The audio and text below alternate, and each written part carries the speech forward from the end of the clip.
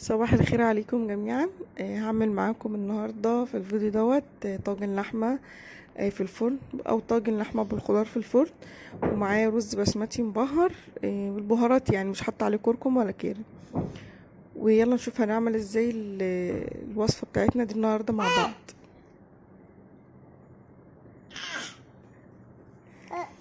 اول حاجة هنعمل لحمة، انا طبعا هسلقها نص سلقة. دي لحمة ملبسة زي ما انتوا شايفين، وهسلقها خالص في مية، مش هشوحها ولا احط عليها اي حاجة. واحط عليها فلفل اسمر وكمون واتنين ورق لورا وبصلتين بس كده، والميه بتغلي على البوتاجاز. هي هتستوي بس نص سلقه، وبعد كده هتكمل سواها في الفرن ان شاء الله. دي ميه مغليه وهنزلها بيها في اللحمه، واحط عليها البهارات بس، ومش مش هحط عليها ملح دلوقتي لما تستوي خالص، وهسيبها تستوي مع نفسها بقى، واما نشوف هنعمل مع بعض حاجه تانية. زي ما انتم شايفين كده، حطوا دلوقتي البصلتين والبهارات، فلفل اسمر وكمون بس، وورقتين لورا.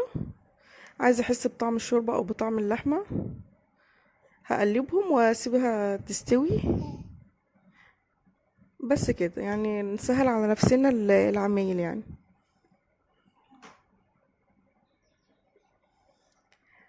اهو هغطيها بقى، سيبها تستوي، ونعمل الخلطه بتاعه الطاجن في الفرن بتاعه اللحمه. اول حاجه معايا 3 بصلات كبار زي ما انتم شايفين، وتوم، وادي فلفل، ومعاه قرنين شطه صغيرين، ودي البهارات فلفل اسمر وكمون وكزبره وسبع بهارات وملح. ودي بقى المفروض الطماطم تتقطع قطع او مكعبات، بس انا عندي الولاد مش بيحبوا كده وجوزي، فاضطر ان انا ابشرها. دي بقى ماده دهنيه، زيت، معلقتين زيت بقى زي ما انتم شايفين كده، وهنزل عليهم بمكعب زبده كبير. الزبده طبعا بتدي طعم حلو ومختلف في الاكل.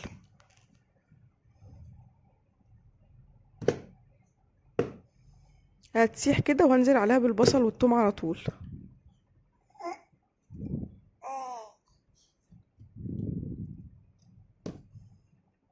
هنفضل نقلب بقى لحد ما البصله تدبل هي والثوم زي ما انتم شايفين كده، والزبده تسيح.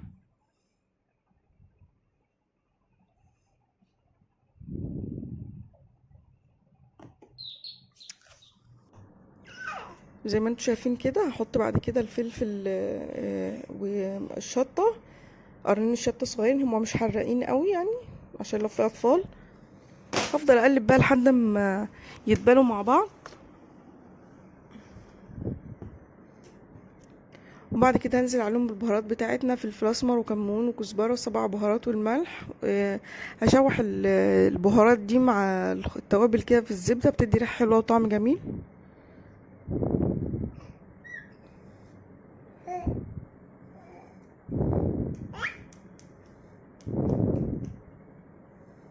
نفضل نقلب طبعا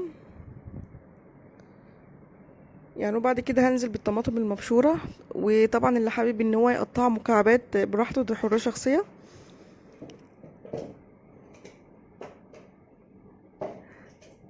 هديها قلبتين، يعني اقلبها قلبتين كده، وبعد كده هنزل عليها باللحمه على طول.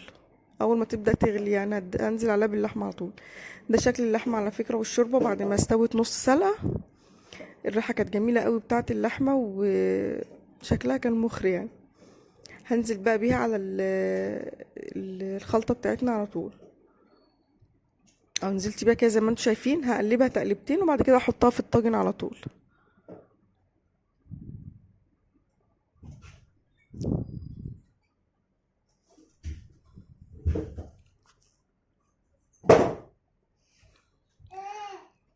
هتفضل تتقلب كده، وبعد كده هطفي عليها على البوتاجاز، واحطها في الطاجن، وادخلها الفرن على طول. هقلبها تقلبتين زي ما قلت لكم، وده احطها في الطاجن. ده الطاجن بتاعنا، وده بقى الخلطه باللحمه، اللحمه بالخضار بعد ما نزلتها من على البوتاجاز. هحطها في الطاجن على طول، وطبعا انا مشغله الفرن دلوقتي، الفرن سخن.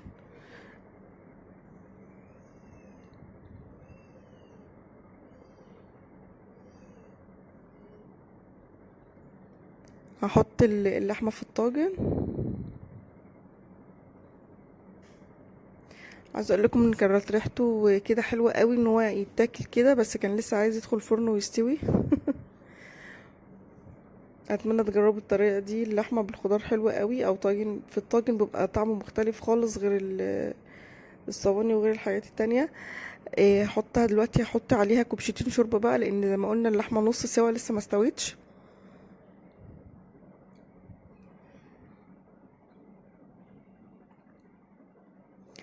هقلبها بقى واحطها، وبعد كده اغطيها واحطها وادخلها الفرن على طول. تقريبا هتاخد من نص ساعه لساعه الا ربع. ادي شكلها بقى محطوطه في الطاجن، هغطيها بقى وادخلها الفرن على طول تستوي براحتها.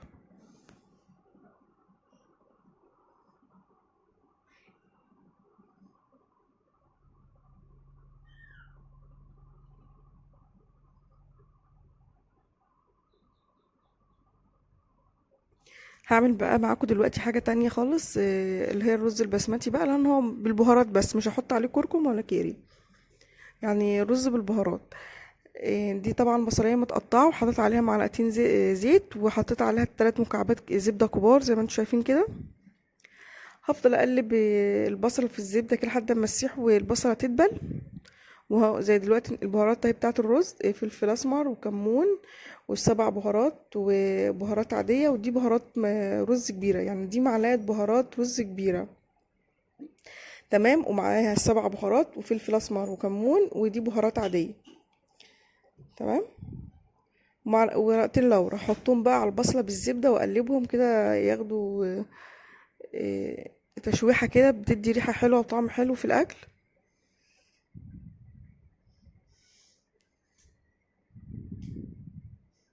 هفضل اقلب، وبعد كده هنزل، يعني مش بقلب كتير عشان ما تتحرقش، وهنزل بالرز على طول زي ما انتم شايفين كده.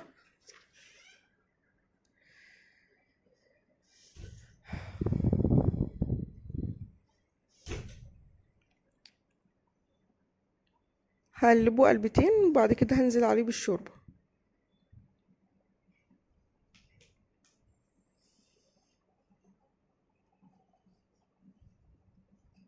زي ما انتم شايفين كده. وبعد كده هسيبه بقى يستوي براحته، ونرجع لكم تاني بقى بعد ما الاكل يستوي.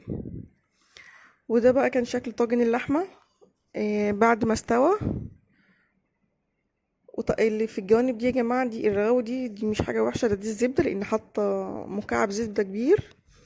تمام. وده الرز البسمتي المتبهر، كان طعمه خطير حلو قوي بالبهار.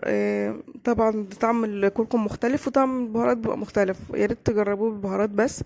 واي حد يحط اي بهارات هو حاببها، يعني مش لازم يحط بهارات معينه. ده شكل الطاجن زي ما انتم شايفين كده، كان حلو قوي، وزي ما انتم شايفين طلع بيتكتك اهو من الفرن. وعملت معاه برضو شوربه لسان عصفور.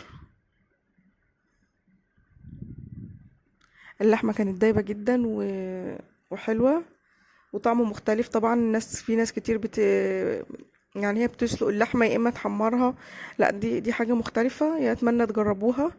ولو عجبكم الفيديو مش تنسوا تضغطوا لي اللايك. مع السلامة.